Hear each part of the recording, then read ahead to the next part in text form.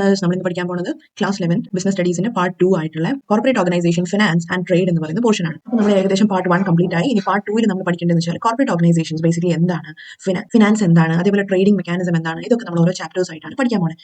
ഇനി പാർട്ട് 2 ഏറ്റവും ആദ്യത്തെ ചാപ്റ്റർ ആണ് chapter number 7, formation of a company. അപ്പോൾ ഈ ഒരു ചാപ്റ്ററിൽ മൊത്തം നമുക്ക് പഠിക്കാനുള്ള കാര്യങ്ങൾ ജസ്റ്റ് ഒന്ന് അനലൈസ് ചെയ്യാം. First of all, specify the important stages of formation of a company. നമുക്കൊരു കമ്പനി തുടങ്ങണമെന്നുണ്ടെങ്കിൽ പണ്ടത്തെ പോലെ വലിയൊരു സംഭവമൊന്നുമല്ല. ഇന്നത്തെ കാലത്ത് ആർക്ക് വേണമെങ്കിലും എങ്ങനത്തെ വേണമെങ്കിലും കമ്പനി സ്റ്റാർട്ട് ചെയ്യാവുന്നതേ ഉള്ളൂ. ഓഫ്ലൈൻ ആവാം, ഓൺലൈൻ ആവാം, എങ്ങനത്തെ കമ്പനി വേണമെങ്കിലും നമുക്ക് സെറ്റപ്പ് ചെയ്യണമെന്നുണ്ടെങ്കിൽ വളരെ ചെറിയ ചെറിയ കുറച്ച് കാര്യങ്ങൾ ശ്രദ്ധിക്കുക, അതേപോലെ കുറച്ച് മാൻഡേറ്ററി ആയിട്ടുള്ള ഡോക്യുമെന്റേഷൻ ശ്രദ്ധിച്ചു കഴിഞ്ഞാൽ ആർക്കും ഇന്നത്തെ കാലത്ത് ഒരു കമ്പനി ഫോം ചെയ്യാവുന്നതേ ഉള്ളൂ. ഇനി what are the steps involved in each stage of company formation. Company form ചെയ്യാനുള്ള സ്റ്റെപ്സ്. ഇനി നമുക്ക് വെറുതെ ഒരു ദിവസം ഒരു കെട്ടിടം എടുത്ത് തുടങ്ങിയാൽ മതിയോ? അല്ല, അവിടെ രജിസ്ട്രാറിന് മുമ്പിൽ നമ്മൾ ചില ഡോക്യുമെന്റ്സ് സബ്മിറ്റ് ചെയ്യാനുണ്ട് അല്ലേ, അത് എന്തൊക്കെയാണ്? പിന്നെ അതേപോലെ സർട്ടിഫിക്കറ്റ് ഓഫ് ഇൻകോർപ്പറേഷൻ, നമ്മൾ ബിസിനസ് തുടങ്ങി എന്നുള്ളതിന്റെ ഒരു സർട്ടിഫിക്കറ്റ് നമുക്ക് ആവശ്യമാണ്. അപ്പം എന്തൊക്കെയാണ് അതിന്റെ ആവശ്യങ്ങൾ, അല്ലെങ്കിൽ എന്താ അതിന്റെ പ്രത്യേകതകൾ, ഇതൊക്കെയാണ് നമ്മൾ പഠിക്കാൻ പോകുന്നത്. അപ്പോൾ വെൽക്കം ടു ദ വീഡിയോ. അപ്പോൾ നമുക്ക് ഏറ്റവും ആദ്യമേ ഇൻട്രൊഡക്ഷനിൽ നമുക്ക് പഠിക്കാനുള്ള കാര്യങ്ങൾ എന്താണെന്ന് വെച്ചാൽ ജസ്റ്റ് നോട്ട് ഡൗൺ ചെയ്യാം. ഇൻട്രൊഡക്ഷനിൽ നമുക്ക് ഇവിടെ പറയുന്നത് വെച്ചാൽ what is A company, company form of business എന്ന് നമ്മൾ ടൈപ്സ് ഓഫ് ബിസിനസ് അല്ലെങ്കിൽ എക്കണോമിക് ആക്ടിവിറ്റീസിൽ പറഞ്ഞു കമ്പനി ഫോം ഓഫ് ബിസിനസ് അല്ലേ. അപ്പോൾ കമ്പനി ഫോം ഓഫ് ബിസിനസിനെ റെഗുലേറ്റ് ചെയ്യുന്ന എന്താണ്? കമ്പനീസ് ആക്ട് ആണ് നമ്മൾ പഠിച്ചായിരുന്നു. കമ്പനീസ് ആക്ട് ഒത്തിരി ഇതിന് മുന്നേ ഉള്ള പ്രീവിയസ് ആക്ടുകളുണ്ട്, പക്ഷേ ഏറ്റവും ലേറ്റസ്റ്റ് എന്ന് പറയുമ്പോൾ 2013 ആണ് എന്ന് മനസ്സിലാക്കുക. കമ്പനീസ് ആക്ട് 2013 എന്ന് പറയുന്ന റൂളിൽ പറഞ്ഞിരിക്കുന്ന കാര്യങ്ങൾ അനുസരിച്ച് മാത്രമാണ് ഇന്നത്തെ കാലത്ത് നമുക്ക് ഒരു കമ്പനി ബിസിനസ് ഇടാൻ പറ്റുള്ളൂ, കമ്പനി ഫോം ചെയ്യാൻ പറ്റുള്ളൂ. അപ്പം കമ്പനി എന്താ നമുക്ക് മനസ്സിലായി. ഇനി നമുക്കറിയാം ഒരു കമ്പനി റൺ ചെയ്യുമ്പോഴത്തേക്കും കുറച്ച് ആൾക്കാർ വേണം അതിന്റെ പിന്നിൽ റൺ ചെയ്യാൻ വേണ്ടിയിട്ട് അല്ലെ, അതിന്റെ പിന്നിൽ കഷ്ടപ്പെടാൻ വേണ്ടിയിട്ട്, അല്ലെങ്കിൽ കമ്പനിയുടെ സ്ഥലം കണ്ടെത്താനും കമ്പനിയുടെ ഓർഗനൈസേഷന്റെ സ്പേസ് കണ്ടെത്താനും അതിന് വേണ്ടിയിട്ടുള്ള മെറ്റീരിയൽസ് ആൾക്കാരെ എടുക്കണം. അപ്പൊ അങ്ങനെ ഒരു കമ്പനി ഫോമിലോട്ട് വരണം എന്നുണ്ടെങ്കിൽ, ബിസിനസ് തുടങ്ങണം എന്നുണ്ടെങ്കിൽ അതിന് പിന്നിൽ കുറേ എഫേർട്ട് ഉണ്ട്. അപ്പൊ ആ എഫേർട്ട് ഇടുന്ന ആൾക്കാരെ വിളിക്കുന്ന നമ്മളൊരു പേരുണ്ട്, അതാണ് പ്രൊമോട്ടേഴ്സ് എന്ന് നമുക്ക് അവരെ വിളിക്കാം. ഇനി ഈ ഒരു ചാപ്റ്ററിൽ നമ്മൾ ഈ ബേസിക്സ് ഒക്കെ നമ്മൾ ഇതിനു പഠിച്ചാണ് അല്ലേ. അപ്പൊ ഈ ഒരു ചാപ്റ്ററിൽ നമ്മൾ പഠിക്കാനുള്ളത് വെച്ചാൽ ഫോർമേഷൻ ഓഫ് എ കമ്പനി, അതിന്റെ സ്റ്റേജസ്. ഇതിന്റെ അകത്ത് കുറേ ലീഗൽ ഫോർമാലിറ്റീസ് ഉണ്ട്, നമ്മൾ ഫോളോ ചെയ്യേണ്ട ചില ലീഗൽ ഫോർമാലിറ്റീസ് ഉണ്ട്. നമ്മൾ എന്ത് ടൈപ്പ് ഓഫ് ബിസിനസ് ആണ് ഇടുന്നത് അതനുസരിച്ച്, നമ്മളിപ്പോൾ ഒരു ടൊബാക്കോ മാനുഫാക്ചർ ചെയ്യുന്ന ബിസിനസ് ഇടുന്നതും പിന്നെ അതേപോലെ നമ്മളൊരു എഡ്യൂക്കേഷൻ ടൈപ്പ് ഓഫ് ബിസിനസ് ഇടുന്നതും തമ്മിൽ ഒത്തിരി വ്യത്യാസമുണ്ട്. അവയ്ക്ക് കിട്ടേണ്ട ലൈസൻസിന് വ്യത്യാസമുണ്ട്, അവയ്ക്ക് ആവശ്യമുള്ള ഡോക്യുമെന്റേഷന് വ്യത്യാസങ്ങളുണ്ട്. അപ്പം ഒത്തിരി വ്യത്യാസമുണ്ട്. നമ്മൾ എന്ത് ബിസിനസ് ചൂസ് ചെയ്യുന്നു അതിനനുസരിച്ചായിരിക്കും നമ്മുടെ ഈ റിക്വയർമെന്റ്സും ടൈം പീരീഡുകളും ബിസിനസ് സ്റ്റാർട്ട് ചെയ്യാനുള്ള കാലാവധിയും ഒക്കെ ഏറെ കുറഞ്ഞിരിക്കുക. നമുക്കറിയാം കമ്പനി ഫോം ഓഫ് ബിസിനസിന്റെ സ്പെഷ്യാലിറ്റി എന്താണ്? ഇവിടെ കുറച്ച് ആൾക്കാരുണ്ടായിരിക്കും അല്ലെ, അവർ കമ്പനി സ്റ്റാർട്ട് ചെയ്തിട്ടുണ്ടെങ്കിൽ അവരായിരിക്കും അവരുടെ ഡിസിഷൻസ് എടുക്കുന്നത്, ബിസിനസിന്റെ കാര്യങ്ങളൊക്കെ ഡിസൈഡ് ചെയ്യുന്നത്, മീറ്റിംഗ്സ് ഓർഗനൈസ് ചെയ്യുന്നത്, അങ്ങനെയൊക്കെ ചെയ്യുന്നത്. പിന്നെ നമ്മൾ പറഞ്ഞു കമ്പനി ഫോം ഓഫ് ബിസിനസിന് ഫണ്ട് റേസ് ചെയ്യുന്ന കാര്യത്തിൽ എന്തുണ്ട്?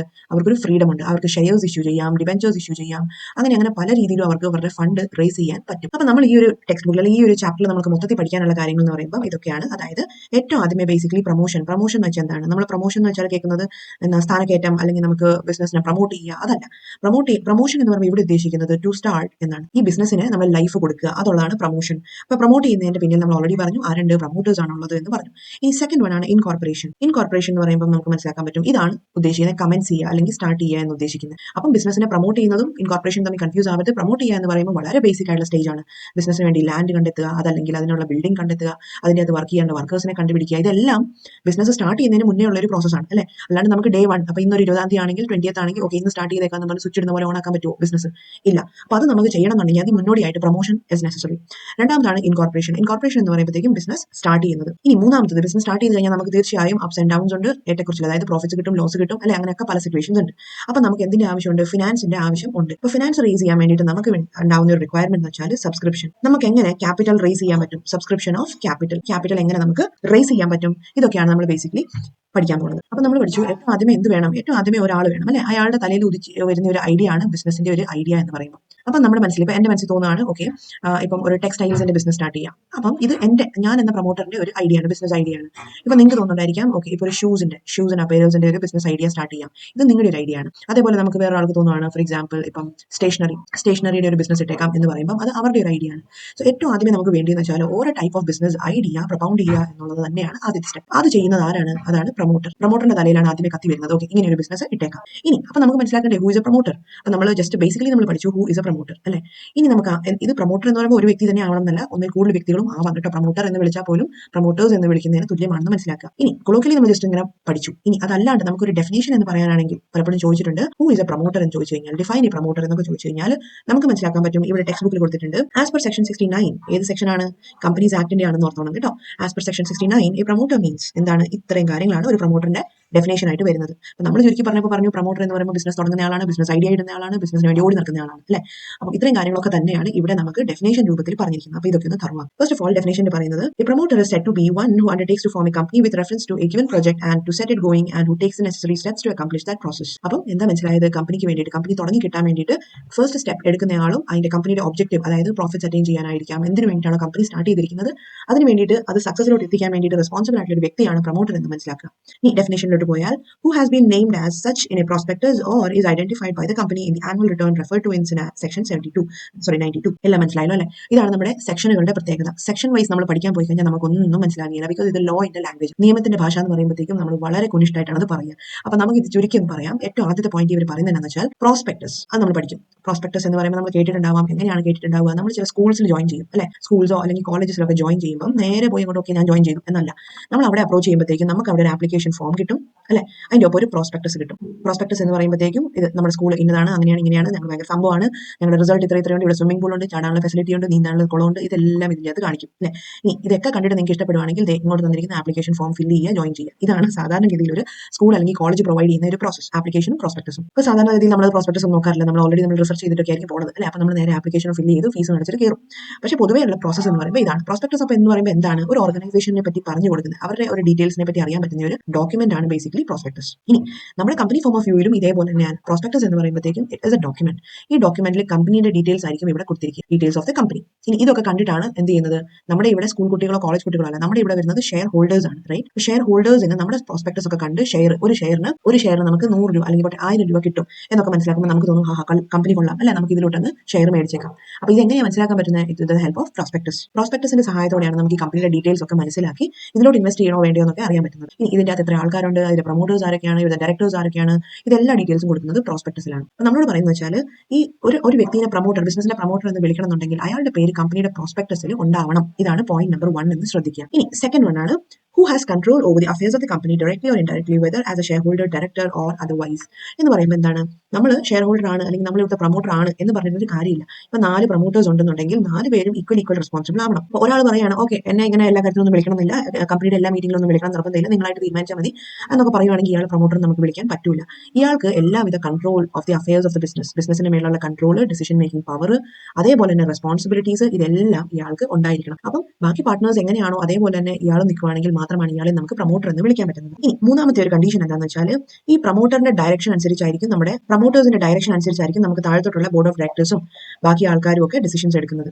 അപ്പം അതിന് വേണ്ടിയിട്ടുള്ള ഒരു സ്കില്ല് ഈ പ്രൊമോട്ടർക്ക് ഇല്ല, അല്ലെങ്കിൽ പ്രൊമോട്ടർ ഈ ഒരു കപ്പാസിറ്റിയിൽ അയാൾ ചെയ്യേണ്ട ഉത്തരവാദിത്തങ്ങൾ ചെയ്യുന്നില്ല എന്നുണ്ടെങ്കിൽ he cannot be called as a promoter എന്ന് മനസ്സിലാക്കുക. അപ്പോൾ ഈ 3 കണ്ടീഷൻസിന്റെ ബേസിസിലാണ് നമ്മൾ ഒരു വ്യക്തിനെ പ്രൊമോട്ടർ ആണോ ഇല്ലയോ എന്നുള്ള കാര്യം ഡിസൈഡ് ചെയ്യുന്നത് ശ്രദ്ധിക്കുക. ഇനി നെക്സ്റ്റ് ആണ് the functions of A promoter. അപ്പോൾ ബേസിക്കലി അപ്പോൾ ഫംഗ്ഷൻസ് അറിയാലോ. അപ്പം പ്രൊമോട്ടർ കുറച്ച് കാര്യങ്ങളൊക്കെ ചെയ്താൽ മാത്രമേ അയാളെ വിളിക്കാൻ പറ്റുള്ളൂ, അല്ലാണ്ട് വെറുതെ നടക്കുന്ന ആളെ വിളിക്കാൻ പറ്റൂല എന്നൊക്കെ നമ്മൾ പറഞ്ഞു. ഇനി എന്തൊക്കെ കാര്യങ്ങളാണ് ഇയാൾ ചെയ്യേണ്ടതെന്ന് മനസ്സിലാവേണ്ടേ? അതിനാണ് നമ്മൾ പഠിക്കേണ്ടത് ഫംഗ്ഷൻസ് ഓഫ് എ പ്രൊമോട്ടർ. അപ്പോൾ എന്തൊക്കെ ഫംഗ്ഷൻസ് ആണെന്ന് നോക്കാം. ഏറ്റവും first of all is identification of business opportunity. അപ്പോൾ ചുരുക്കി പറഞ്ഞേക്കാം, സമയമൊക്കെ ഉള്ളവർ വായിച്ച് നോക്കുക. ഇതെല്ലാം ഐഡന്റിഫിക്കേഷൻ ഓഫ് ബിസിനസ് ഓപ്പർച്യൂണിറ്റി എന്ന് പറയുമ്പോഴത്തേക്കും ഈ പ്രൊമോട്ടർ ആണ് നമ്മൾ നേരത്തെ പറഞ്ഞ പോലെ ഈ ബിസിനസ് ഐഡിയ ജനറേറ്റ് ചെയ്യേണ്ട ആൾ. എന്ത് ബിസിനസ് ഇടണം എന്നുള്ളത് ചിന്തിച്ച് ആലോചിച്ച് പെറുക്കേണ്ട ആളാണ് ഈ പ്രൊമോട്ടർ എന്ന് വിളിക്കുന്നത്. ഇനി അടുത്തതാണ് ഫീസിബിലിറ്റി സ്റ്റഡി കണ്ടക്ട് ചെയ്യുക. ഫീസിബിലിറ്റി സ്റ്റഡി എന്ന് വെച്ചാൽ നമുക്ക് എങ്ങനെ ഇത് നടപ്പിലാക്കാം. നമുക്കിപ്പോൾ തോന്നുകയാണ് ഇപ്പോൾ ഒരു ബിസിനസ് സ്റ്റാർട്ട് ചെയ്യാം. അപ്പോൾ ഇത് സാധാരണഗതിയിൽ ഇപ്പോൾ നമ്മുടെ നാട്ടിലൊക്കെ പോലത്തെ ടെക്സ്റ്റൈൽ ബിസിനസ് ആണെങ്കിൽ നമുക്ക് വലിയ കുഴപ്പമൊന്നുമില്ലെന്ന് അറിയാം. പിന്നെ അതേപോലെ നമുക്കിപ്പോൾ ഒരു ഷൂസ് അല്ലെങ്കിൽ അപ്പേരൽസിന്റെ ഒക്കെ ഒരു ബിസിനസ് ആണെന്നുണ്ടെങ്കിൽ അവിടെ നമുക്കറിയാം വലിയ പ്രശ്നമൊന്നുമില്ല, അതൊക്കെ നമുക്ക് അന്വേഷിച്ച് കണ്ടെത്തി സ്റ്റാർട്ട് ചെയ്യാവുന്നേ ഉള്ളൂ. അപ്പോൾ നമുക്ക് ഈ ഫീസിബിലിറ്റി സ്റ്റഡി നടത്താൻ പറ്റണം. അതായത് ഈ പ്രൊമോട്ടറിന്റെ ഉത്തരവാദിത്തമാണ്. നമ്മൾ ബിസിനസ് ഐഡിയ പ്രൊമോട്ട് ചെയ്താൽ മാത്രം പോരാ. ഇപ്പോൾ പ്രൊമോട്ടർ ചിന്തിക്കുകയാണ് ഓക്കെ ഞാനിപ്പോൾ ഒരു ബിസിനസ് ഇടാൻ പോകുന്നത് ഒരു വേറെ ലെവൽ ഒരു ബിസിനസ് ആണ്, നമ്മൾ ഇവിടുന്ന് നമ്മുടെ ഭൂമിയിൽ നിന്ന് എർത്തിൽ നിന്ന് മാൻ പവറിനെ റിക്രൂട്ട് ചെയ്ത് മാർസിലോട്ട് കൊണ്ടുപോകാണ്. ഇച്ചിരി ടെറർ ആണെന്ന് അറിയാൻ കേട്ടാൽ, എന്നാലും ഇതാണ് നമ്മുടെ ബിസിനസ്. ഓക്കെ ട്രെൻഡിങ് ആണല്ലോ അല്ലെ, നമുക്ക് ഇതുവരെ കേൾക്കാത്തൊരു വെറൈറ്റി ബിസിനസ് ആണ്. അതായത് എർത്തിൽ നമുക്ക് മാർസിലോട്ട് ആൾക്കാരെ എത്തിക്കുക എന്നുള്ള പരിപാടിയാണ് നമ്മൾ ആലോചിക്കുന്നത്. ഓക്കെ അപ്പോൾ ഇയാൾ ഇങ്ങനെ ഒരു ബിസിനസ് ഐഡിയ പ്രൊപ്പൗണ്ട് ചെയ്തു അല്ലെ, ആദ്യത്തെ പോയിന്റ് അനുസരിച്ച് ഐഡിയ ഉണ്ടാക്കണം എന്ന് പറഞ്ഞു ഇയാൾ ഇങ്ങനെ ഐഡിയ ഉണ്ടാക്കി. ഇനി ശരിക്കും ഇത് ഫീസിബിൾ ആണോ ഈ പ്രോജക്ട്? ഇവരുടെ ഒരു ബിസിനസ് എന്ന് പറയുന്നത് ഇത് നടപ്പിലാക്കാൻ പറ്റുന്ന സംഭവമാണോ? ഒരിക്കലും അല്ല അല്ലെ. നമുക്ക് ഒരിക്കലും ഇൻഡിവിജ്വൽ ആയ രീതിയിൽ നമുക്ക് ഒരിക്കലും ഇങ്ങനത്തെ ഒരു കാര്യം നിലവിലത്തെ അവസ്ഥയിൽ ഇത് കണ്ടക്ട് ചെയ്യാൻ പറ്റത്തില്ല. അപ്പം ഈ ഫീസിബിലിറ്റി സ്റ്റഡി അനലൈസ് ചെയ്യുക, ഇതിന്റെ പോസിറ്റീവ്സും നമ്മുടെ ബിസിനസിന്റെ പോസിറ്റീവ്സും നെഗറ്റീവ്സും അനലൈസ് ചെയ്യുക, നടപ്പിലാക്കാൻ പറ്റുമോ ഇല്ലയോ എന്നുള്ളത് ഡിസൈഡ് ചെയ്യുക. ഇതൊക്കെയാണ് ഈ പറഞ്ഞ പ്രൊമോട്ടറിന്റെ സെക്കൻഡ് ഉത്തരവാദിത്തം. ഇനി മൂന്നാമതാണ് ടെക്നിക്കൽ ഫീസിബിലിറ്റി. അപ്പോൾ ടെക്നിക്കൽ ഫീസിബിലിറ്റി എന്ന് വെച്ചാൽ നമുക്ക് മനസ്സിലാക്കാൻ പറ്റും ഫീസിബിലിറ്റിയുടെ മീനിങ് എന്താണ് വെച്ചാൽ നടപ്പിലാക്കാൻ പറ്റുമോ ഇല്ലയോ എന്നുള്ളതാണ്. നമ്മൾ ഇത് പ്രാക്ടിക്കലി എക്സിക്യൂട്ട് ചെയ്യാൻ പറ്റുമോ ഇല്ലയോ ഇല്ലയോ എന്നുള്ളതാണ് നമ്മൾ. ടെക്നിക്കൽ ഫീസിബിലിറ്റി എന്ന് പറയുമ്പോഴത്തേക്കും നമുക്ക് ഈ ഏത് ബിസിനസ് ഐഡിയ ആണെന്ന് വെച്ചാൽ അത് നടപ്പിലാക്കാൻ പറ്റുന്ന ടെക്നോളജി ഉണ്ടോ എന്നുള്ളതാണ് അടുത്ത ചോദ്യം. അപ്പോൾ നമ്മൾ വലിയൊരു ബിസിനസ് ഐഡിയ പ്ലാൻ ചെയ്തു, പക്ഷേ അങ്ങനത്തെ ഒരു ടെക്നോളജി, ആ ഒരു ലെവലിലോട്ടുള്ള ടെക്നോളജി നമുക്ക് റോബോട്ടിക്സ് ഒക്കെ യൂസ് ചെയ്തിട്ടുള്ള ഒരു ഐഡിയ ആണ് നമ്മൾ പ്ലാൻ ചെയ്യുന്നത്. പക്ഷേ ആ ഒരു ലെവലിലോട്ട് നമ്മുടെ ആ രാജ്യം വളർന്നിട്ടില്ല, നമ്മുടെ നിലവിലുള്ള ഒരു ടെക്നോളജി അത്രയും വളർന്നിട്ടില്ല എങ്കിൽ നമുക്ക് അങ്ങനത്തെ ഒരു ബിസിനസ് സെറ്റപ്പ് ചെയ്യാൻ പറ്റുമോ? പ്രാക്ടിക്കൽ ആണോ? ഒരിക്കലും അല്ല. നമ്മൾ ഏത് ബിസിനസ് ഐഡിയ സെറ്റപ്പ് ചെയ്യുന്നു അതിനാവശ്യമുള്ള ടെക്നോളജിക്കൽ സപ്പോർട്ട് ഉണ്ടോ നമ്മുടെ നാട്ടിൽ, നമ്മുടെ അടുത്ത് നമുക്ക് എക്സിക്യൂട്ട് ചെയ്യാൻ പറ്റുമോ, അല്ലെങ്കിൽ വിദേശത്ത് നിന്ന് വരുത്താൻ പറ്റുമോ, അഫോർഡ് ചെയ്യാൻ പറ്റുമോ, ഇതെല്ലാം പറ്റുമോ എന്നുള്ള ഒരു ചോദ്യമാണ് ടെക്നിക്കൽ ഫീസിബിലിറ്റി നമ്മൾ സ്റ്റഡി ചെയ്യേണ്ടത്. നെക്സ്റ്റ് ആണ് definitely the important one, financial feasibility. Financial feasibility എന്ന് പറയുമ്പോൾ എന്തായിരിക്കും? ഫിനാൻഷ്യൽ ഫീസിബിലിറ്റി എന്ന് പറയുമ്പോൾ നമുക്ക് ഈ ബിസിനസ് ഐഡിയ എക്സിക്യൂട്ട് ചെയ്യാനുള്ള ഇൻകം സോഴ്സ് ഉണ്ടോ, വരുമാനമുണ്ടോ എന്നുള്ളതാണ് നമ്മൾ ചിന്തിക്കേണ്ടത്. ഇനി വരുമാനം എന്ന് പറയുമ്പോൾ എല്ലാവരും ബിസിനസ് ഇടുന്നവർ സ്വന്തമായിട്ട് ഓൺ ഫണ്ട് മുടക്കിയിട്ടാണോ ഇടുന്നത്? അല്ല, അല്ലെ? സ്വന്തമായിട്ട് ഫണ്ട് മുടക്കിയിട്ടാണില്ലേ പോലും നമുക്ക് ഡെറ്റ് ഫണ്ടിൽ ഡിപെൻഡ് ചെയ്യാം. ഡെറ്റ് ഫണ്ട് എന്ന് പറയുമ്പോൾ എന്താണ്? ലോണുകൾ, ബാങ്കിൽ നിന്നൊക്കെ ലോൺ കിട്ടാറുണ്ട്. പക്ഷെ അതെല്ലാവർക്കും എത്ര വേണേലും കിട്ടുമോ? ഇല്ല. അപ്പോൾ ചില ലിമിറ്റേഷൻസും ഒക്കെ ഉണ്ട്. അപ്പം നമുക്ക് എന്ത് ചെയ്യാം? എവിടെ നിന്നൊക്കെ നമുക്ക് ഫൈനാൻസ് കളക്ട് ചെയ്യാം, ഷെയറിംഗ് പിടിക്കാം. അപ്പം അങ്ങനെയാണ് പല സോഴ്സസും ഉണ്ടല്ലേ. അപ്പം ഏതൊക്കെ രീതിയിൽ നമുക്ക് നമ്മുടെ ബിസിനസ്സിലോട്ട് ഇൻകം ജനറേറ്റ് ചെയ്യാം, അല്ലെങ്കിൽ വരുമാനം കണ്ടെത്താം എന്നുള്ളത്, ഫിനാൻസ് കണ്ടെത്താം എന്നുള്ളത് അടുത്ത ഒരു ക്വസ്റ്റ്യൻ മാർക്കാണ്. ഇത് ചിന്തിക്കേണ്ടത് ആരാണ്? തീർച്ചയായും നമ്മുടെ പ്രൊമോട്ടർ തന്നെയാണെന്ന് മനസ്സിലാക്കുക. ഇനി അടുത്തൊരു പോയിന്റ് ആണ്, കുറച്ച് കൺഫ്യൂസിംഗ് ആയിരിക്കും, ബിക്കോസ് ഇപ്പോൾ പറഞ്ഞ ഫിനാൻഷ്യൽ ഫീസിബിലിറ്റി ആയിട്ട് ചെറിയൊരു സാമ്യം തോന്നും. ദാറ്റ് ഈസ് എക്കണോമിക് ഫീസിബിലിറ്റി, അല്ലെ? അപ്പൊ നമുക്ക് തോന്നും ഫിനാൻഷ്യൽ ഫീസിബിലിറ്റിയും എക്കണോമിക് ഫീസിബിലിറ്റി സെയിം അല്ലേ? അല്ല. കേൾക്കുമ്പോൾ നമുക്ക് തോന്നും, നമ്മൾ പലപ്പോഴും ആയിട്ട് ഫിനാൻസും എക്കോണമി ഇതൊക്കെ നമ്മൾ ഇന്റർചേഞ്ചബിളി യൂസ് ചെയ്യാറുണ്ട്, but they are not same. അത് രണ്ടും സെയിം അല്ല. എക്കണോമിക് ഫീസിബിലിറ്റി എന്ന് വെച്ചാൽ നമ്മുടെ അടുത്ത് ടെക്നോളജി ഉണ്ട്, നമ്മൾ തൊട്ടും എടുത്തതിൽ പറഞ്ഞു ടെക്നോളജി ഉണ്ടാവണം, ഫിനാൻസ് ഉണ്ടാവണം, ഇതൊക്കെ ഉണ്ട് അല്ലെ? ഇതൊക്കെ വെച്ച് നമ്മൾ എന്ത് ചെയ്തു? ഒരു ബിസിനസ് നമ്മൾ സ്റ്റാർട്ട് ചെയ്തു. പക്ഷേ അത് സക്സസ് ആവണം നിർബന്ധമുണ്ടോ? ഇല്ല, അല്ലെ? അത് ഫ്ലോപ്പും ആവാം, അതേപോലെ തന്നെ സക്സസും ആവാം. അപ്പം ഇതാണ് ഇവിടെ മനസ്സിലാക്കേണ്ടത്. അതായത് എക്കണോമിക്കലി നമുക്ക് എന്തെങ്കിലും ഒരു പ്രോഫിറ്റ് പ്രൊവൈഡ് ചെയ്യുമോ ഇല്ലയോ നമുക്ക് സ്റ്റഡി ചെയ്യേണ്ടതുണ്ട്. അത് പ്രോഫിറ്റബിൾ ആണെങ്കിൽ മാത്രമാണ് നമുക്ക് പ്രൊസീഡ് ചെയ്യാൻ പറ്റുന്നത്. ലോസിലോട്ട് പോകുന്ന ഒരു സംഭരണം ആണെങ്കിൽ നമുക്ക് അതിനെ പ്രൊസീഡ് ചെയ്യാൻ പറ്റത്തില്ല എന്ന് മനസ്സിലാക്കണം. ഇനി നമ്മൾ മനസ്സിലാക്കേണ്ട ഒരു കാര്യം എന്ന് വെച്ചാൽ മൂന്നാമത്തെ പോയിന്റ്. ഓക്കെ, മൂന്നാമത്തെ പോയിന്റ് ആണ് നമ്മുടെ നെയിം അപ്രൂവൽ. നമ്മുടെ ബിസിനസിന്റെ നെയിം അപ്രൂവ് ആയി കിട്ടണം. നെയിം അപ്രൂവൽ ക്ലോസ് എന്ന് നമുക്ക് ഇതിന് പറയാൻ പറ്റും. ഇനി ഇതിന്റെ അകത്ത് ചെറിയൊരു ഡിഫറൻസ് എന്താണെന്ന് വെച്ചാൽ നമ്മൾ വിട്ടുപോയ കാര്യം എന്ന് വെച്ചാൽ നമ്മൾ ഫീസിബിലിറ്റിയുടെ സ്റ്റഡിയുടെ അടിസ്ഥാനത്തിലാണ്, അതാണ് ചെറിയൊരു കൺഫ്യൂഷൻ വന്നത്. ഫീസിബിലിറ്റി സ്റ്റഡിയുടെ ബൈ ക്ലാസിഫിക്കേഷൻസ് ആയിരുന്നു ഈ പറഞ്ഞത്. ഫീസിബിലിറ്റി സ്റ്റഡി ടെക്നിക്കൽ ആവാം, അതേപോലെ ഫിനാൻഷ്യൽ ആവാം, എക്കണോമിക്കൽ ആവാം. ഈ മൂന്ന് കാര്യങ്ങൾ ഇതിന്റെ സബ് പോയിന്റ്സ് ആയിരുന്നു കേട്ടോ. അപ്പോൾ നമ്മൾ ഇതിന് 3, 4, 5 എന്നൊക്കെ പോയിന്റ് ചെയ്തത് ക്ഷമിക്കുക. ഈ നെയിം അപ്രൂവൽ പോയിന്റിൽ പറയുന്നതെന്ന് വെച്ചാൽ നമ്മുടെ കമ്പനിക്ക് ഒരു നെയിം കണ്ടെത്തണം, അല്ലെ? ഒരു ABC കമ്പനി അല്ലെങ്കിൽ എന്താണെന്ന് വെച്ചാൽ XYZ കമ്പനി എന്താണെന്ന് വെച്ചാൽ നമ്മൾ നെയിം കണ്ടെത്തണം. അപ്പോൾ ഈ നെയിം കണ്ടെത്തുക എന്ന് പറയുമ്പോൾ വളരെ ചെറിയൊരു കാര്യമൊന്നുമല്ല. നമുക്ക് കുട്ടികൾക്കൊക്കെ എന്തെങ്കിലുമൊക്കെ പേരുകൾ, ഇപ്പോഴത്തെ ട്രെൻഡിങ് പേരുകളൊക്കെ ഇട്ട് കഴിഞ്ഞാൽ നമ്മൾ ഞെട്ടും, അല്ലേ? അപ്പോൾ അങ്ങനത്തെ പേരുകളൊക്കെ ചുമ്മാ നമുക്ക് തോന്നിയ പോലെ ഇങ്ങനെ ഇടാൻ പറ്റില്ല. ഇനി അന്നേരമായിരിക്കും നമ്മുടെ കുട്ടിയുടെ പേര് പോലെ തന്നെയായിരിക്കും അപ്പുറത്തെ കൊച്ചിന്റെ പേരും അങ്ങനെ തന്നെ വരുന്നത്. അപ്പോൾ അതിൽ ആരെങ്കിലും പ്രതിഷേധിക്കാൻ വരുമോ? നമ്മളോട് ഇല്ല. അപ്പോൾ നമുക്കതൊരു പ്രശ്നമല്ല. പക്ഷേ നമ്മൾ വിചാരിക്കുകയാണ്, ഓക്കെ, നമ്മളൊരു ഷൂ ബിസിനസ് ഇടുവാണ്, അതിന്റെ പേരാണ് ബാറ്റ. എന്നിട്ടാലോ ഒറിജിനൽ ബാറ്റക്കാർ വന്ന് നമ്മളെ തല്ലും, അല്ലേ? അപ്പം ഒരിക്കലും നമുക്ക് കമ്പനീസിന്റെ സിറ്റുവേഷനിൽ ഒരിക്കലും നമുക്ക് കോപ്പി പേസ്റ്റ് പോലെ സിമിലർ ആയിട്ടുള്ള നെയിംസ് വെക്കാൻ പറ്റത്തില്ല. നമുക്കറിയാം, നമ്മുടെ കമ്പനി എസ്റ്റാബ്ലിഷ് ചെയ്യുന്നതിന് മുന്നേ ആയിട്ട് നമുക്ക് നമ്മുടെ ഡോക്യുമെന്റ്സ് ഒക്കെ ആയിട്ട് നമ്മുടെ രജിസ്ട്രാറിന്റെ അടുത്ത് പോകാനുണ്ട്. ROC എന്ന് പറയും, രജിസ്ട്രാർ ഓഫ് കമ്പനീസ് എന്നാണ് പറയുന്നത്. ഇതിന്റെ പേര് രജിസ്ട്രാർ ഓഫ് കമ്പനീസ്. അപ്പോൾ ഈ രജിസ്ട്രാർ ഓഫ് കമ്പനീസ് ഇവിടെ ഇരിക്കുകയാണ്. അപ്പോൾ ഇയാളുടെ അടുത്ത് കൊണ്ടുപോയിട്ട് നമ്മൾ ഈ ഡോക്യുമെന്റ്സ് ഒക്കെ കാണിച്ച് ബോധിപ്പിച്ചാൽ മാത്രമാണ് ഈ പറയുന്ന പേര് നമുക്ക് അപ്രൂവ് ആയിട്ട് കിട്ടുക. അപ്പോൾ ഈ ഒരു പേരിന്റെ ഒരു ഫോർമാറ്റ് എന്ന് പറയുമ്പോൾ നമുക്ക് ഇവിടെ ഒരു ഫോമിൽ 3 സ്ഥലം കൊടുത്തിട്ടുണ്ട്. അതായത് 3 പേരുകൾ നമുക്ക് സജസ്റ്റ് ചെയ്യാം പ്രയോറിറ്റി അനുസരിച്ച്. ഏറ്റവും ആദ്യമേ ഞാൻ എന്റെ കമ്പനിയുടെ പേര് ഉദ്ദേശിക്കുന്നത് ABC എന്നാണെങ്കിൽ ഇത് ആണ് ഏറ്റവും ആദ്യത്തെ പ്രയോറിറ്റി. ഇനി ഇത് ഓൾറെഡി ഈ പറയുന്ന ഒരു കമ്പനി ഓൾറെഡി എക്സിസ്റ്റ് ചെയ്യുന്നത് ഉണ്ടെങ്കിൽ നമുക്ക് ആ പേര് അവർ തരികയില്ല. അതിന് സ്ഥാനത്ത് ഞാൻ പറയാണ്, ഓക്കെ, എന്നാൽ ABC അല്ലേ സാറില്ല, BSc മതി എന്ന് പറഞ്ഞാലോ. അപ്പോൾ ഓൾറെഡി അങ്ങനെ വേറെ കമ്പനി BSc എന്ന് പറഞ്ഞ പേരിലുണ്ട്, അതും നമുക്ക് തരികയില്ല. ഇനി മൂന്നാമത്തെ കമ്പനിയുടെ പേര് നമ്മൾ പറയണം, ഓക്കെ, എന്നാൽ CAB എന്നിട്ടാലോ എന്നാണെങ്കിൽ ഇങ്ങനെ ഒരു കമ്പനി, ക്യാബ് എന്ന് പറഞ്ഞ കമ്പനി അബദ്ധവശാൽ പോലും കാണുകയായിരിക്കും. അപ്പോൾ അതുകൊണ്ട് തന്നെ നമ്മൾ പറയണം, ഓക്കെ, എന്നാൽ ഇത് നിങ്ങൾക്ക് ഗ്രാൻഡ് ചെയ്താൽ. ഇതാണ് ബേസിക്കലി നമ്മുടെ നെയിമിംഗ് ഓഫ് അല്ലെങ്കിൽ നെയിം അപ്രൂവൽ പ്രോസസ് എന്ന് ഉദ്ദേശിക്കുന്നത്. അപ്പോൾ നെയിം അപ്രൂവ് ആയി കിട്ടുക എന്ന് പറയുന്നത് തന്നെ തീർച്ചയായും അടുത്ത ചോദ്യം വരുന്നത് നിങ്ങൾ ഇതായിരിക്കും, മൂന്നാമത്തതും കൂടി അപ്രൂവ് ആയില്ലെങ്കിൽ എന്ത് എന്നല്ലേ. അത് തീർച്ചയായും ഒരു ചോദ്യമായിട്ടിരിക്കും, ബിക്കോസ് നമ്മൾ വീണ്ടും അടുത്ത ഒരെണ്ണം കണ്ടെത്തേണ്ടേ വരുള്ളൂ. ബിക്കോസ് നമുക്ക് അപ്രൂവൽ ആയി കിട്ടുന്നവരെ നമുക്ക് പുതിയൊരു നെയിം കൊടുത്തേ മതിയാവുള്ളൂ. ഇനി അടുത്തെന്ന് വെച്ചാൽ fixing up signatories for memorandum of association. അപ്പോൾ ഏറ്റവും ആദ്യം മനസ്സിലാക്കേണ്ടത് what is MOA, memorandum of association. എന്താ സാധനം എന്നറിയണ്ടേ? Memorandum of association. അപ്പോൾ ഈ മെമ്മോറാണ്ടം ഓഫ് അസോസിയേഷൻ എന്ന് പറയുന്നത് basically it's a bible to the company. അപ്പം നമ്മളറിയാം, ഒരു ഹോളി ബൈബിൾ അല്ലെങ്കിൽ ഹോളി ഖുറാൻ, ഹോളി ഭഗവത്ഗീത എന്നൊക്കെ പറയുന്ന ബുക്ക് എന്ന് പറയുന്ന പോലെ തന്നെ ഒരു കമ്പനിയെ സംബന്ധിച്ച് അവരുടെ ഒരു മെയിൻ ബുക്കാണ് ഈ പറയുന്ന മെമ്മോറാണ്ടം ഓഫ് അസോസിയേഷൻ എന്ന് പറയുന്നത്. അപ്പം ഇതിന്റെ അകത്ത് എന്തൊക്കെയായിരിക്കും? മെമ്മോറാണ്ടം ഓഫ് അസോസിയേഷൻ ആയിരിക്കും കമ്പനീസിന്റെ എല്ലാവിധ റൂൾസും പോളിസീസും പ്രോസ്പെക്ടസ് എങ്ങനെ വേണം, എത്ര മെമ്പേഴ്സ് ഉണ്ട്, എത്ര ഷെയർസ് നമുക്ക് പ്രൊവൈഡ് ചെയ്യാം, ഷെയറുകളുടെ എത്ര വാല്യൂ നമുക്ക് പ്രൊവൈഡ് ചെയ്യാം, ഇതെല്ലാ ഡീറ്റെയിൽസും കൊടുക്കുന്ന മെമ്മോറാണ്ടത്തിലായിരിക്കും. എന്തിന്? കമ്പനിയുടെ പേര് ഉൾപ്പെടെ എല്ലാ ഡീറ്റെയിൽസും A to Z ഡീറ്റെയിൽസും കൊടുക്കുന്നത് മെമ്മോറാണ്ടത്തിലായിരിക്കണം. അപ്പോൾ മെമ്മോറാണ്ടത്തിൽ നമ്മൾ ഡിസൈഡ് ചെയ്യേണ്ടതുണ്ട്, അല്ലെങ്കിൽ ഏതൊക്കെ പാർട്ടീസ് സൈൻ ചെയ്യണം, അല്ലെ? സിഗ്നേറ്ററീസ്, അതായത് ആരൊക്കെയാണ് സൈൻ ചെയ്യേണ്ടത്. അപ്പോൾ ആർക്ക് വേണമെങ്കിലും സൈൻ ചെയ്യാവുന്ന ഒരു സാധനമാണോ മെമ്മോറാണ്ടം? അല്ല. മെമ്മോറാണ്ടത്തിൽ സൈൻ ചെയ്യുന്ന ആരാന്ന് ചോദിച്ചാൽ ദ ഫസ്റ്റ് ഡയറക്ടേഴ്സ് അല്ലെങ്കിൽ ബോർഡ് ഓഫ് ഡയറക്ടേഴ്സ് ആയിരിക്കും. കമ്പനിയുടെ ഏറ്റവും അധികാരപ്പെട്ട ആൾക്കാരായിരിക്കും ഇതിൽ സൈൻ ചെയ്യുക. അപ്പോൾ സ്വാഭാവികമായിട്ട് നമുക്ക് മെമ്മോറാണ്ടം ഓഫ് അസോസിയേഷൻസ് കൊണ്ടായിട്ട് ആദ്യം എഴുതുന്നതിന് മുന്നേ തന്നെ ഡിസൈഡ് ചെയ്യേണ്ടേ ആരൊക്കെയാണെന്ന് അറിയേണ്ടത്. ബോർഡ് ഓഫ് ഡയറക്ടേഴ്സ് ആരൊക്കെയാണെന്ന് അറിഞ്ഞാൽ മാത്രമാണ് നമുക്ക് അവരുടെ ക്വാളിഫിക്കേഷൻസും അവരുടെ ഡീറ്റെയിൽസും ഒക്കെ അനുസരിച്ച് ഇവിടെ അവരുടെ പേര് നമുക്ക് വെക്കാൻ പറ്റുള്ളൂ, അവരുടെ സൈൻ നമുക്ക് വെക്കാൻ പറ്റുള്ളൂ. അപ്പോൾ അതുകൊണ്ട് മെമ്മോറാണ്ടം ഓഫ് അസോസിയേഷൻ ഡോക്യുമെന്റേഷനിൽ ആരൊക്കെയാണ് സിഗ്നേച്ചർ ചെയ്യേണ്ടവർ, ആരൊക്കെയാണ് നമ്മുടെ ബോർഡ് ഓഫ് ഡയറക്ടേഴ്സ് എന്നുള്ളതാണ് അടുത്ത ഒരു ചോദ്യം. നെക്സ്റ്റ് ആണ് ഫിഫ്ത്ത് പോയിന്റ് ആണ് അപ്പോയിന്റ്മെന്റ് ഓഫ് പ്രൊഫഷണൽസ്. നമുക്കറിയാം ബോർഡ് ഓഫ് ഡയറക്ടേഴ്സ് ആവാൻ വേണ്ടിയിട്ട് നമുക്ക് പ്രത്യേകിച്ച് കമ്പനി നടത്താൻ വേണ്ടിയിട്ട് നമുക്ക് പ്രത്യേകിച്ച് ഒരു ക്വാളിഫിക്കേഷൻ്റെയോ അല്ലെങ്കിൽ ഒരു മിനിമം ക്രൈറ്റീരിയയോ ആവശ്യം വരുന്നില്ല. ബട്ട് പ്രൊഫഷണൽസ് നമ്മുടെ കമ്പനി പ്രോപ്പർ ആയിട്ട് റൺ ചെയ്ത് പോകണമെങ്കിൽ നമുക്ക് ചില റിക്വയർമെന്റ്സ് ഉണ്ട് അല്ലെ, ചില പ്രോപ്പർ ആയിട്ട് പ്രൊഫഷണൽസിന്റെ ഹെൽപ്പ് വേണം. ആരൊക്കെ ആവാം? ബേസിക്കലി ബാങ്കേഴ്സ്, മെർക്കന്റൈൽ ബാങ്കേഴ്സ്, അതേപോലെ ചാർട്ടേഡ് അക്കൗണ്ടൻസ്, ഓഡിറ്റേഴ്സ്, അതേപോലെ മാനേജേഴ്സിന് ആവശ്യമുണ്ട്. പിന്നെ അതേപോലെ നമുക്കറിയാം ആരൊക്കെയാണ് നമുക്ക് എംപ്ലോയീസ് ഒക്കെ പിന്നീട് നമ്മൾ എടുക്കുന്ന കാര്യങ്ങളാണ്. ഇപ്പം നമ്മുടെ സ്റ്റെപ്പ് എന്ന് പറയുമ്പോൾ കമ്പനി സ്റ്റാർട്ട് പോലും നമ്മൾ ചെയ്തിട്ടില്ല. ഓക്കെ, അപ്പോൾ സ്റ്റാർട്ട് ചെയ്യുന്നതിന് മുന്നോടിയായിട്ട് നമുക്ക് ചില ഹയർ ലെവൽ മാനേജ്മെന്റ്, നമുക്ക് 3 ലെവൽ ഓഫ് മാനേജ്മെന്റ് ഉണ്ടെന്ന് അറിയാലോ, ടോപ്പും മിഡിലും ലോവർ ലെവലും. അപ്പോൾ ലോവറും മിഡിലും ഒക്കെ പിന്നെ നമ്മൾ ഗ്രാജുവലി എടുക്കും കമ്പനി സ്റ്റാർട്ട് ആയിട്ട്. ടോപ്പ് ലെവൽ മാനേജ്മെന്റ് കാര്യങ്ങൾ തീരുമാനിക്കേണ്ട തലഭാഗം ആദ്യമേ നമ്മൾ ഡിസൈഡ് ചെയ്യേണ്ടി വരും. അപ്പം അതാണ് നമ്മുടെ പ്രൊഫഷണൽസ് എന്ന് പറഞ്ഞ കാറ്റഗറിയിൽ നമ്മൾ ഡിസൈഡ് ചെയ്യുന്നത്. Then last one is preparation of necessary documents. Documents എന്ന് പറയുമ്പോൾ നമ്മൾ ഇനി അടുത്തായിട്ട് ഡീറ്റെയിൽ ആയിട്ട് കാണും ഏതൊക്കെ ഡോക്യുമെന്റ്സ് ആണ് നമുക്ക് ആരുടെ അടുത്താണ് സബ്മിറ്റ് ചെയ്യേണ്ടത്. തീർച്ചയായും അവിടെ ഒരാളുണ്ട്, ROC എപ്പോഴും ഓർക്കുക, രജിസ്ട്രാർ ഓഫ് കമ്പനീസ്. ഇയാളുടെ അടുത്തോട്ട് നമ്മൾ ഈ ഡോക്യുമെന്റ്സുമായിട്ട് പോയാൽ മാത്രമാണ് ഇയാളത് സാങ്ഷൻ ചെയ്ത് അപ്രൂവ് ചെയ്ത് സീൽ കുത്തി തരുത്തുള്ളൂ. എന്നാൽ മാത്രമാണ് നമുക്ക് ROCയുടെ അപ്രൂവൽ കിട്ടിയാൽ മാത്രമാണ് നമ്മുടെ ബിസിനസ് നമുക്ക് സ്റ്റാർട്ട് ചെയ്യാൻ പറ്റും. ROC പറയാൻ എന്തെങ്കിലും തകരാറ് പറഞ്ഞു, ഒരു ഡോക്യുമെന്റ് കിട്ടിയില്ല, അല്ലെങ്കിൽ എന്തെങ്കിലും പ്രോബ്ലം പറഞ്ഞു കഴിഞ്ഞാൽ അവിടെ നിൽക്കും നമ്മുടെ ബിസിനസിന്റെ ഭാവി. അല്ലെ, നമുക്ക് ബിസിനസ് സ്റ്റാർട്ട് ചെയ്യാൻ പറ്റണമെന്ന് നിർബന്ധമില്ല. അപ്പോൾ സ്വാഭാവികമായിട്ട് നമ്മൾ അറിഞ്ഞിരിക്കേണ്ടത് എന്താണ്, അപ്പോൾ എന്തൊക്കെയാണ് ഈ ഡോക്യുമെന്റ്സ് അറിയേണ്ടത്. അപ്പോൾ അതൊക്കെയാണ് നമ്മൾ ഇനി അടുത്തായിട്ട് പഠിക്കാൻ പോകുന്നത്. What are the various documents required to be submitted. അപ്പോൾ ഏറ്റവും ആദ്യമേ വരുന്ന സാധനമാണ് ഏറ്റവും ഇമ്പോർട്ടന്റ് ആയിട്ടുള്ള നമ്മുടെ holy Bible of the companies എന്ന് പറയുന്നത് MOA, that is memorandum of association. Memorandum of association എന്ന് നമുക്ക് പറയാൻ പറ്റും. അപ്പോൾ നമുക്ക് നോക്കാം documents required to be submitted before the ROCയുടെ മുമ്പിൽ നമ്മൾ ഏതൊക്കെ ഡോക്യുമെന്റ്സ് സബ്മിറ്റ് ചെയ്യണം എന്നുള്ളതാണ് ഇനി പറയാൻ പോകുന്നത്. അപ്പോൾ ഏറ്റവും ആദ്യത്താണ് MOA, that is memorandum of association. Memorandum of association എന്ന് പറയുമ്പോൾ നമുക്ക് ഓൾറെഡി അറിയാം, ഇത് നമ്മൾ ഓൾറെഡി ഇപ്പോൾ പഠിച്ചതാണ്. അതാണ് ഇതൊരു ഹോളി ബൈബിൾ ആയിട്ടാണ് ഒരു കമ്പനിയെ വെച്ച് നോക്കുമ്പോൾ അത്രയ്ക്ക് ഇമ്പോർട്ടന്റ് ആയിട്ടുള്ള ഒരു ഡോക്യുമെന്റ് ആണ് മെമ്മോറാണ്ടം ഓഫ് അസോസിയേഷൻ. ഇനി എന്തൊക്കെയാണ് ഈ മെമ്മോറാണ്ടം ഓഫ് അസോസിയേഷനിൽ എന്തൊക്കെ കാര്യങ്ങളാണ് ഉൾപ്പെടുത്തിയിരിക്കുന്നത് എന്നാണ് നമ്മൾ ഇനി നോക്കാൻ പോകുന്നത്. ഇനി ഒരു കമ്പനി എന്ന് പറയുമ്പോഴത്തേക്കും ലീഗലി എന്തൊക്കെ അവർ ചെയ്യാൻ ഉദ്ദേശിക്കുന്നുണ്ടോ, എന്തൊക്കെ കാര്യങ്ങൾ അവരുടെ ഒബ്ജക്റ്റീവ്സ് എന്തൊക്കെയാണോ, ഇതെല്ലാം മെമ്മോറാണ്ടത്തിൽ എഴുതിയിരിക്കണം എന്നാണ് ഉദ്ദേശിക്കുന്നത്. അതായത് മെമ്മോറാണ്ടത്തിൽ എഴുതാത്ത ഒരു കാര്യം പോലും കമ്പനി ചെയ്യാൻ പാടില്ല.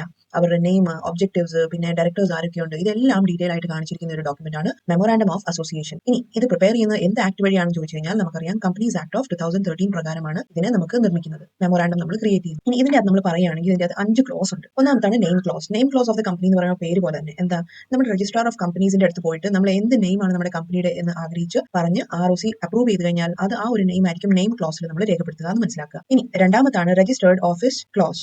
ഇതും പേരിൽ തന്നെയുണ്ട് അല്ലെ, രജിസ്റ്റേർഡ് ഓഫീസ് എന്ന് പറയുമ്പോൾ എന്താണ്, നമ്മുടെ കമ്പനി എവിടെയാണ് സിറ്റുവേറ്റ് ചെയ്തിരിക്കുന്നത്, പൂർണ്ണമായ അഡ്രസ് ആണ് ഈ രജിസ്റ്റേർഡ് ഓഫീസ് ക്ലോസിൽ കൊടുത്തിരിക്കുന്നത് എന്ന് മനസ്സിലാക്കുക. ഇനി അടുത്തായിട്ടാണ് ഒബ്ജക്ട് ക്ലോസ്. ഒബ്ജക്ട് ക്ലോസ് എന്ന് പറയുമ്പോൾ ബേസിക്കലി ഏറ്റവും ഇമ്പോർട്ടന്റ് ആയിട്ടുള്ള ഒരു ക്ലോസ് ആണ്. എന്തുകൊണ്ടാണെന്ന് വെച്ചാൽ കമ്പനി എന്തിനാണ് ഫോം ചെയ്തിരിക്കുന്നത്, അല്ലെങ്കിൽ അതിന്റെ ലക്ഷ്യം എന്താണ്, എയിം എന്താണ്, ഇത് എന്തിനു വേണ്ടിയിട്ട് ഫോം ചെയ്ത കമ്പനിയാണ് എന്നുള്ളതിനെ പറ്റി ക്ലിയർ ആയിട്ട് എഴുതുന്നതാണ് ഒബ്ജക്ട് ക്ലോസിൽ. അപ്പോൾ നമുക്ക് മനസ്സിലാക്കേണ്ട കാര്യം എന്ന് വെച്ചാൽ ഒബ്ജക്ട് ക്ലോസ് എന്ന് പറയുമ്പോൾ ഒബ്ജക്റ്റീവ് എന്താണ് ഉദ്ദേശിക്കുന്നത് കേട്ടോ. ഒബ്ജക്റ്റീവ് എന്താണ്, കമ്പനിയുടെ ഒബ്ജക്റ്റീവ് എന്താണ്, എന്തിനാണ് കമ്പനി ഫോം ചെയ്തിരിക്കുന്നത്. ഇനി ചില സബ് ഒബ്ജക്റ്റീവ് ഉണ്ടെങ്കിൽ അതും ആവാം, പക്ഷെ എന്താണെങ്കിലും നമ്മുടെ കമ്പനി എന്തിനു വേണ്ടി പ്രവർത്തിക്കുന്നോ അത് ക്ലിയർ ആയിട്ട് മെൻഷൻ ചെയ്തിരിക്കണം. ഇനി അത് ചെയ്യുന്ന ഇപ്പം നമ്മുടെ ഇവിടെ മെൻഷൻ ചെയ്യാത്ത ഒരു ആക്ടിവിറ്റി കമ്പനി ചെയ്യുന്നുണ്ടെങ്കിൽ അത് തീർച്ചയായും അത് ലീഗലി പണിഷബിൾ ആയി മാറും. ഇനി നാലാമതാണ് ലയബിലിറ്റി ക്ലോസ്. അപ്പം നമുക്കറിയാം ഇതിൽ തന്നെ ഉണ്ട് ലയബിലിറ്റി ക്ലോസ് എന്ന് പറയുമ്പോൾ എന്തായിരിക്കും, നമുക്കറിയാം ഓരോ പാർട്ട്നേഴ്സ് ഉണ്ട് അല്ലെ, പാർട്ട്നേഴ്സോ ഷെയർ ഹോൾഡേഴ്സോ ഒക്കെ ഉണ്ടെങ്കിൽ അവരുടെ എന്തുമാത്രം വെച്ച് ലയബിലിറ്റീസ് ഉണ്ട്. ബിക്കോസ് കമ്പനി ഫോം ഓഫ് ബിസിനസിന്റെ സ്പെഷ്യാലിറ്റി നമുക്കറിയാം, the liability is limited. Liability limited ആണ് എന്ന് നമ്മൾ പറഞ്ഞു. കമ്പനി ഫോം ഓഫ് ബിസിനസിന്റെ സ്പെഷ്യാലിറ്റി ആണ്, നമ്മൾ പ്രീവിയസ് ആയിട്ടുള്ള ചാപ്റ്റേഴ്സിലൊക്കെ പഠിച്ചിട്ടുണ്ട്. അപ്പം ലിമിറ്റഡ് ആണെങ്കിൽ എത്ര വെച്ച് എന്നാണ് നമുക്ക് പറയേണ്ടത്. അപ്പം ആദ്യത്തെ പാർട്ട്ണർ ABC പാർട്ട്നേഴ്സ് ആണെങ്കിൽ ആദ്യത്തെ പാർട്ട്ണർക്ക് 1 lakh ആണ് ക്യാപിറ്റൽ കോൺട്രിബ്യൂട്ട് ചെയ്തെങ്കിൽ അയാളുടെ ഷെയർ ഹോൾഡിംഗ്സ് എത്രയാണെങ്കിൽ അയാളുടെ ഇത്രയും ലയബിലിറ്റി ആയിട്ടാൽ മതി.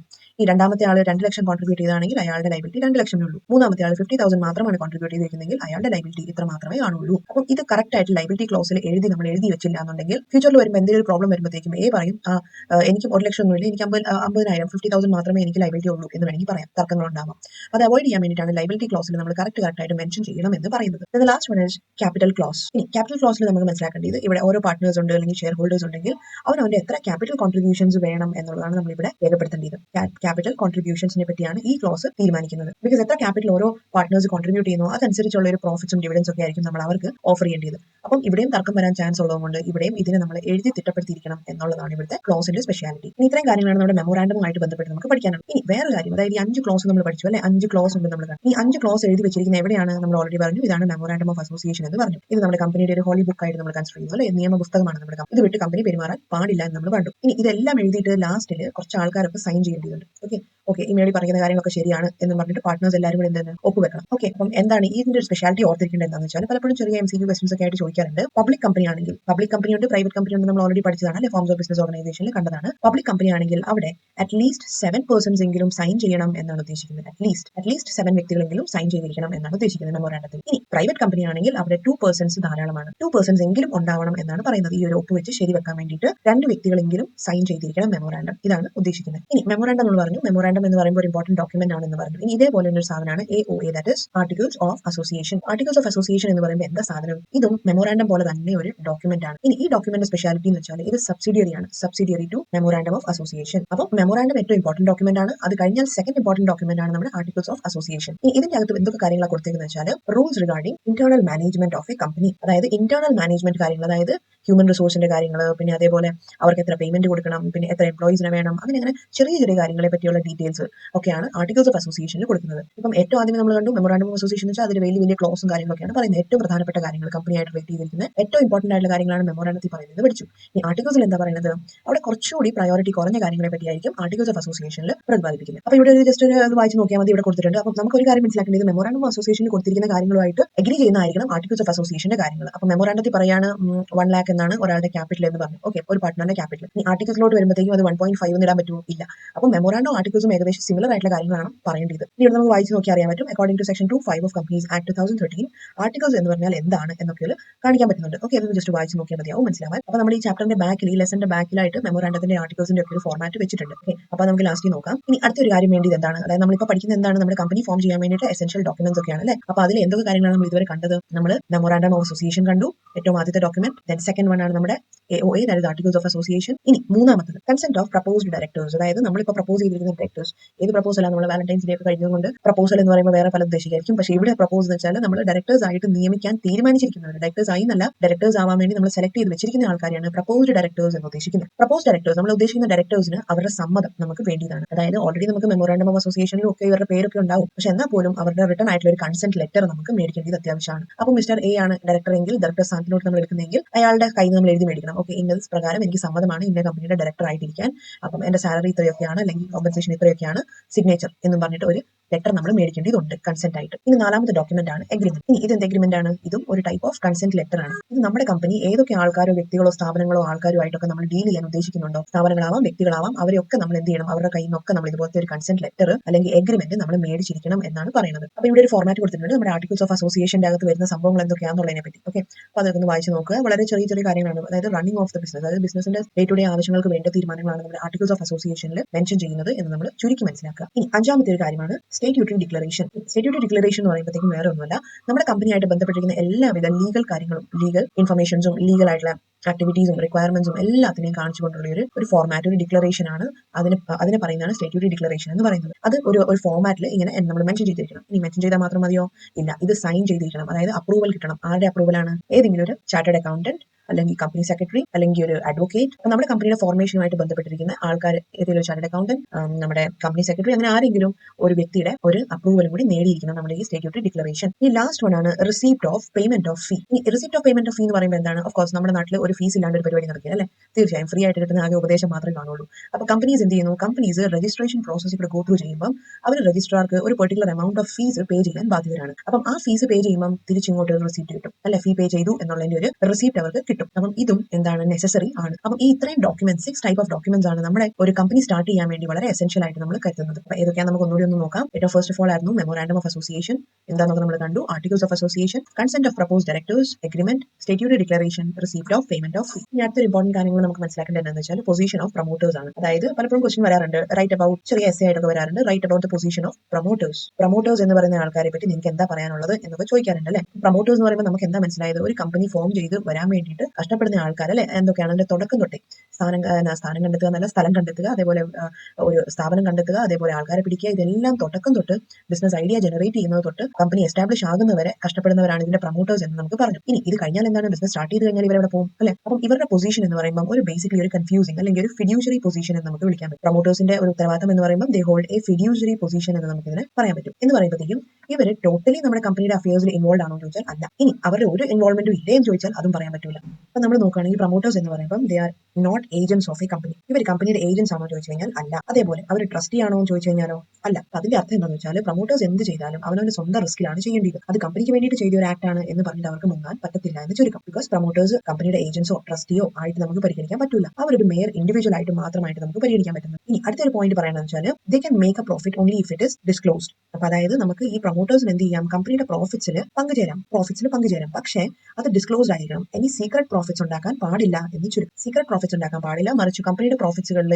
ഇവർക്ക് ഷെയർ എടുക്കാം. പിന്നെ വേറെ കാര്യം പറയാനുള്ളത് വെച്ചാൽ പ്രൊമോട്ടേഴ്സിന്റെ എക്സ്പെൻസസ് അല്ലെ. പ്രൊമോട്ടേഴ്സ് പിന്നെ വെറുതെ ആണോ തുടക്കത്തിൽ തൊട്ടേ ഇത്രയും കഷ്ടപ്പെട്ടത് ഒരു കമ്പനി എസ്റ്റാബ്ലിഷ് ചെയ്യാൻ വേണ്ടി ഓടിയത് അല്ല. അപ്പം ആ എക്സ്പെൻസസിനൊക്കെ മീറ്റ് ചെയ്യാൻ വേണ്ടിയിട്ട് അവർക്ക് റൈറ്റ് ഒന്നുമില്ല, അതായത് അവകാശമായിട്ട് ഒന്നുമില്ല. അതായത് ഞാൻ കമ്പനിക്ക് സ്ഥലം കണ്ടെത്താനും പിന്നെ അതേപോലെ വാടക അടയ്ക്കാനും പിന്നെ എന്താണ് ബ്രോക്കറിനെ കണ്ടുപിടിക്കാനും ഒക്കെ എനിക്കൊരു 1 lakh rupees ചെലവായി എന്ന് പറഞ്ഞ് ഇങ്ങോട്ട് തരാൻ പറഞ്ഞ് കമ്പനിയോട് ചോദിക്കാനുള്ള അവകാശമില്ല. പക്ഷേ അവർക്ക് എന്തുണ്ട്, ഒരു പ്രൊവിഷൻ ഉണ്ട്, റിക്വസ്റ്റ് ചെയ്യാം. അതായത് കമ്പനി അത്യാവശ്യം പ്രോഫിറ്റബിൾ ആണെങ്കിൽ ഞങ്ങൾ മുടക്കിയ ആ ഒരു തുക ഞങ്ങൾക്ക് തന്നേക്കാവോ, അല്ലെങ്കിൽ അവർക്ക് റിയംബേഴ്സ് ചെയ്ത് കിട്ടാനുള്ള ഒരു സ്കോപ്പ് ഉണ്ട് എന്ന് മാത്രമാണ് നമുക്ക് പറയാൻ പറ്റുന്നത്. ഇനി കമ്പനി എന്ത് ചെയ്യണം, കമ്പനി ഇതേപോലെ പൈസയായിട്ട് തന്നെ കൊടുക്കണമെന്ന് യാതൊരു നിർബന്ധമില്ല. അപ്പം ഇവർക്ക് പ്രോഫിറ്റബിൾ ആണ്, സമ്മതമാണെന്നുണ്ടെങ്കിൽ ഇവർക്ക് ഷെയർസ് ആയിട്ട് കമ്പനിയുടെ ഷെയർസോ അല്ലെങ്കിൽ ഡിബെഞ്ചേഴ്സ് ആയിട്ട് വേണമെങ്കിൽ ഇഷ്യൂ ചെയ്യാവുന്നതേ ഉള്ളൂ. ഇനി അടുത്ത എന്താ വരുന്നതെന്ന് വെച്ചാൽ പ്രൊമോട്ടേഴ്സിന്റെ കാര്യങ്ങളൊക്കെ നമ്മൾ പറഞ്ഞു. ഇനി ഈ പ്രൊമോട്ടേഴ്സ് ആണ് എന്ത് ചെയ്യുന്നത്, നമ്മുടെ കമ്പനിയുടെ ഫോർമാലിറ്റീസ് ഒക്കെ മീറ്റപ്പ് ചെയ്തിട്ട് ഇൻകോർപ്പറേഷനിലോട്ട് കൊണ്ടുപോകുന്നത്. ഇൻകോർപ്പറേഷൻ എന്ന് പറയുമ്പോൾ എന്താണ്, ബിസിനസ് സ്റ്റാർട്ട് ചെയ്യുന്നത് എന്നാണ് പറയുന്നത്. ഇൻകോർപ്പറേഷൻ സ്റ്റാർട്ട് ചെയ്യുക എന്നൊക്കെ പറയുന്നതാണ് ഇൻകോർപ്പറേഷൻ കൊണ്ട് മീൻ ചെയ്യുന്നത്. അപ്പൊ ഈ പ്രൊമോട്ടേഴ്സ് മേളിൽ പറഞ്ഞിരിക്കുന്ന ഡോക്യുമെന്റ്സും എല്ലാം ഒക്കെ ആയിട്ട് ഇവർ കമ്പനിയുടെ ROC രജിസ്ട്രാറിന്റെ അടുത്ത് പോവുകയാണ്. ഈ ഡോക്യുമെന്റ്സ് ഒക്കെ 6 ഡോക്യുമെന്റ്സും ആയിട്ട് പോയി. എന്നിട്ട് എല്ലാം പരിഗണിച്ച് എല്ലാം റെഡിയാക്കി എല്ലാം ഓക്കെ ആണെന്ന് തോന്നിയപ്പോൾ രജിസ്ട്രാർ ശരി വെച്ചു. അതോടെ എന്ത് ചെയ്യുന്നു,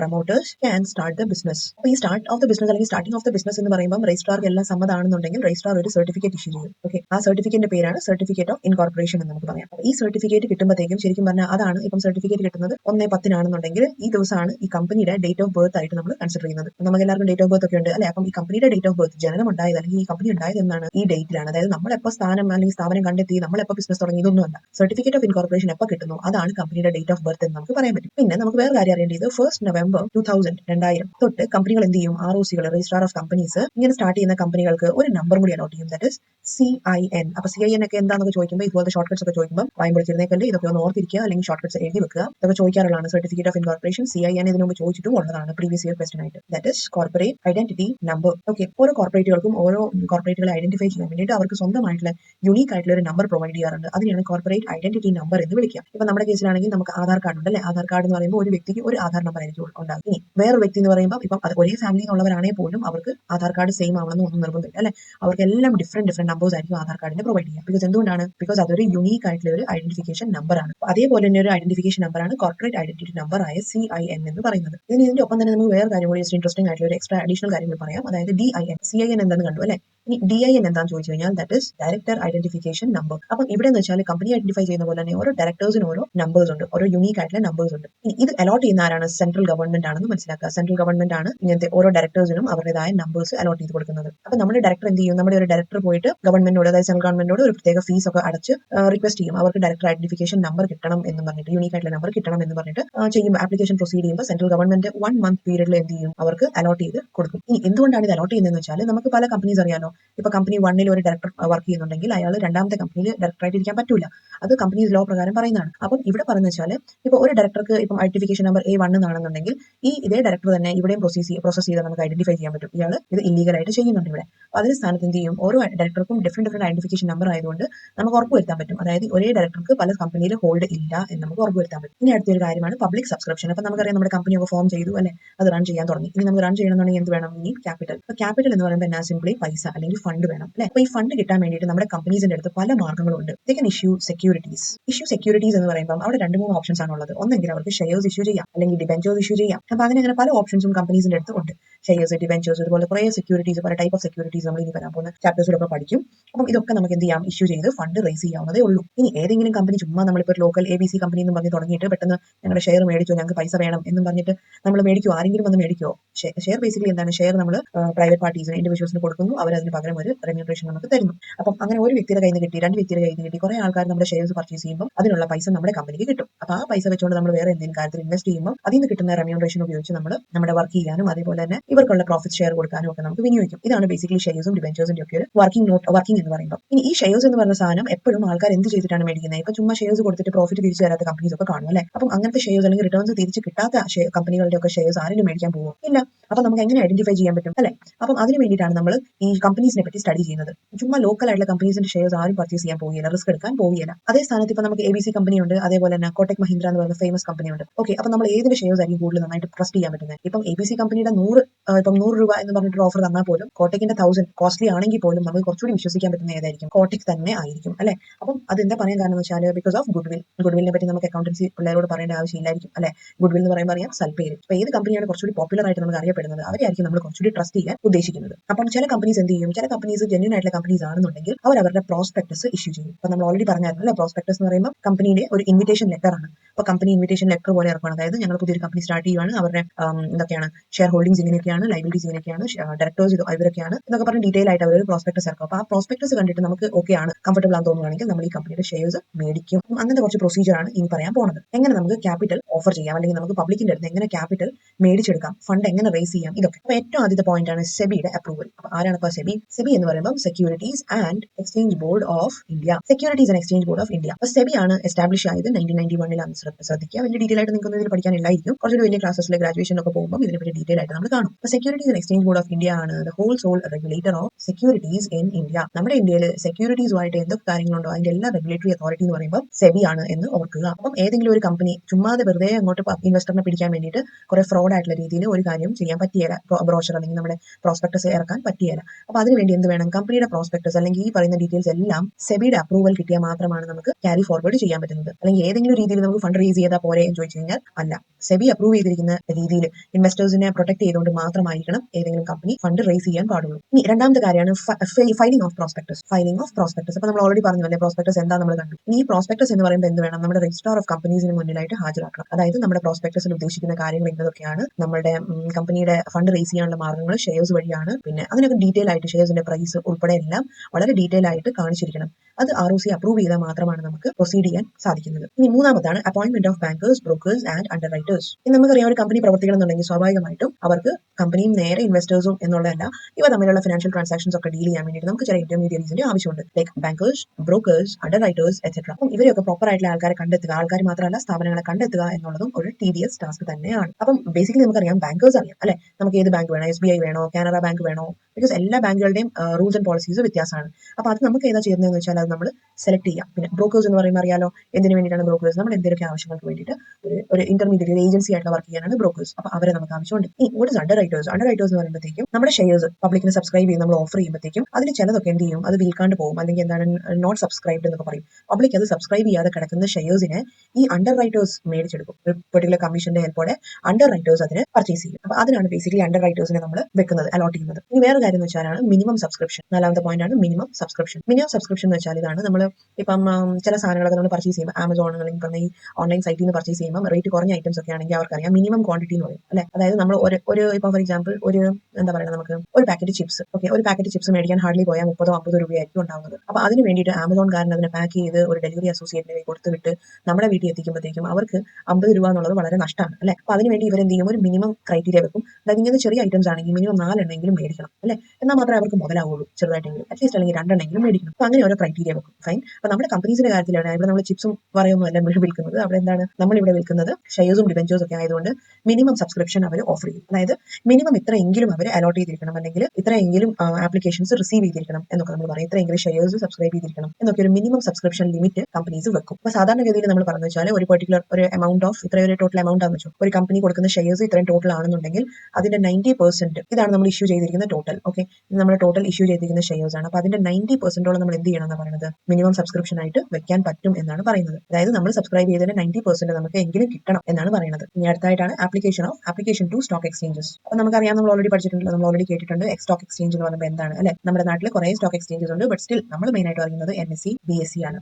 നാഷണൽ സ്റ്റോക്ക് എക്സ്ചേഞ്ചും ബോംബെ സ്റ്റോക്ക് എക്സ്ചേഞ്ചും. അതുകൂടാണ്ട് ഒത്തിരി അധികം സ്റ്റോക്ക് എക്സ്ചേഞ്ചസ് ഉണ്ട്. ഈവൻ നമുക്ക് we have Cochin stock exchange. അപ്പം പ്രൈമറിലി നമ്മൾ പറയുമ്പോൾ ഈ 2 സ്റ്റോക്ക് എക്സ്ചേഞ്ചസ് ആണ് അറിയപ്പെടുന്നത്. അപ്പം നമ്മുടെ കമ്പനി എന്ത് ചെയ്യുകയാണ്, നമ്മുടെ കമ്പനി സ്റ്റോക്ക് എക്സ്ചേഞ്ചസിലോട്ട് നമ്മുടെ ഷെയർസ് ലിസ്റ്റ് ചെയ്യാൻ വേണ്ടിയിട്ട് ഒരു സ്റ്റോക്ക് എക്സ്ചേഞ്ച് എങ്കിലും ചൂസ് ചെയ്ത് അതിന്റെ ഒരു അപ്ലൈ ചെയ്യണം, ആപ്ലിക്കേഷൻ അയച്ചിരിക്കണം എന്നാണ് പറയുന്നത്. നമുക്ക് മനസ്സിലാക്കേണ്ട 6ാമത്തെ കാര്യം എന്ന് വെച്ചാൽ, നമ്മുടെ കമ്പനി ഷെയർസ് ഇഷ്യൂ ചെയ്തല്ലോ അല്ലെ. കമ്പനി ഷെയർസ് ഇഷ്യൂ ചെയ്തു. ആർക്കാണ്? അത് പബ്ലിക്കിന് ഇഷ്യൂ ചെയ്തു. ഈ പബ്ലിക്കിന് ഇഷ്യൂ ചെയ്ത് കഴിയുമ്പോഴത്തേക്കും പബ്ലിക്കിന്റെ അടുത്ത് അത്രയും പൈസ നമുക്ക് കിട്ടിയല്ലോ, കിട്ടി. ഇനി ഈ പൈസ നമ്മൾ ചുമ്മാ എടുത്ത് അങ്ങോട്ട് ചെലവാക്കാൻ പറ്റൂല. അതിനൊരു പ്രോസസ് ഉണ്ട്.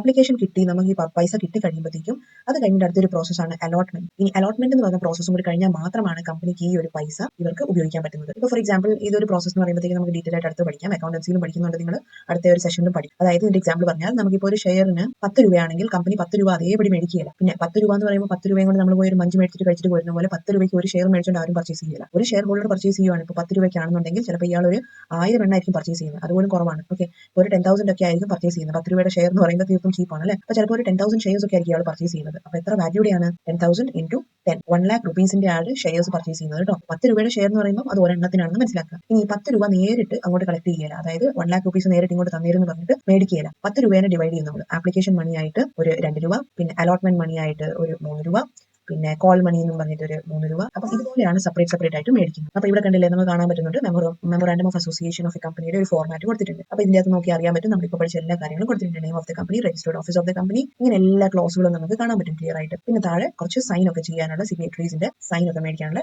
ഏരിയയും കൊടുത്തിട്ടുണ്ട്. അപ്പോൾ ഇതോടെ നമ്മുടെ ഈ ഒരു ചാപ്റ്റർ കംപ്ലീറ്റ് ആകുകയാണ്. എല്ലാം മനസ്സിലായി എന്ന് വിശ്വസിക്കുന്നു. ക്വസ്റ്റ്യൻസ് ഒക്കെ അറ്റൻഡ് ചെയ്യാം. താങ്ക്